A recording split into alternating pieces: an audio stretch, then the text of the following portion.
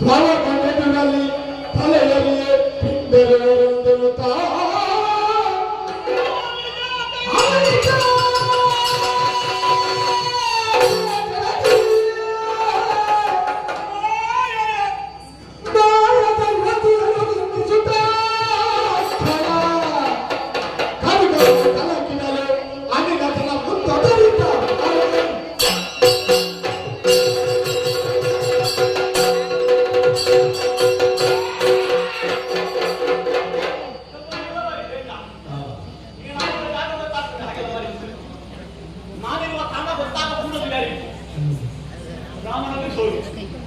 ಈ ಮಂಗನಲ್ಲಿ ಬೆಟ್ಟುತ್ತಿರುವ ಕಾಲ ನನಗೆ ಹೊರಡುವಾಗ ಹೇಳಿ ಒಳ್ಳೆ ಮುಹೂರ್ತ ನೋಡಿ ಹೊರಟಿದ್ದ.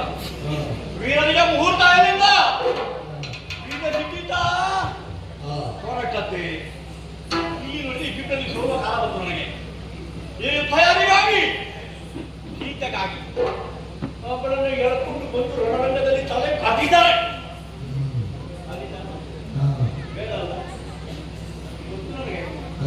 ನೀವು ಜೊತೆಗೆ ಬೇಕು ಅಂತ ಹೇಳಿ ನನಗೆ ಯಾಕೆ ಅವಳನ್ನು ಮುಟ್ಟುವುದಕ್ಕೆಲ್ಲ ತಂದೆಯಾದ ರಾವಣೇಶ್ವರನಿಗೆ ಆಗಲಿರುವಂತೆ ಮತ್ತೆ ನನಗೆ ಸ್ಪರ್ಶಿಸುವುದಕ್ಕೆ ಸಾಧ್ಯ ಆಗಿದೆ. ಅದಕ್ಕಿಂತಲೂ ಮುಖ್ಯವಾಗಿ ತಂದೆ ಬೇಕೆನ್ನುವಂತಹ ನಾರಿಯ ತಲೆಯನ್ನು ನಾನು ಕಡಿದಂತಾದ್ರೆ ಆ ಅಪ್ಪನಿಗೆ ಮಗನಾಗುವುದು ಹೇಗೆ? ನನಗೆ ಸೀತೆ ಆಗಬೇಕು ಅಂತ ಇಲ್ಲ, ಗೊತ್ತಾಯ್ತಾ? ಸೀತೆ ಅಂತ ಬೇರೆ ಸಿಕ್ಕಿದ್ರೂ ಆಗುತ್ತದೆ. ಮಾಯಕರ ಸೀತೆಯನ್ನು ನಿರ್ಮಿಸಬಲ್ಲೆ. ಈ ಕ್ಷಣವೇ ಮಾಯಾ ಸೀತೆ ನಿರ್ಮಾಣವನ್ನು ಮಾಡಿ ಈ ಮಾನವರು ಕಪಿಗಳು ನೋಡುತ್ತಿರುವಂತೆ ತಲೆಯನ್ನಿಡೋ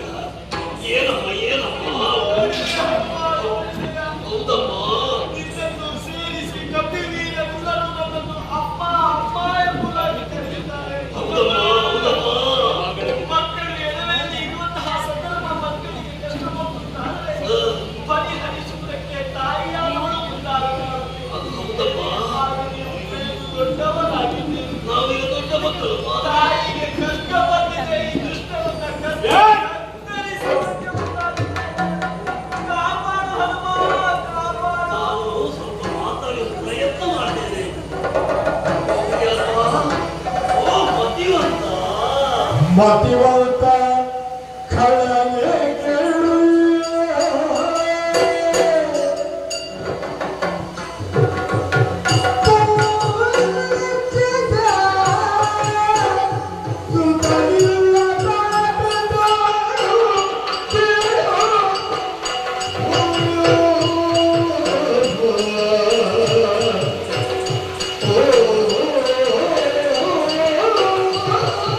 Oh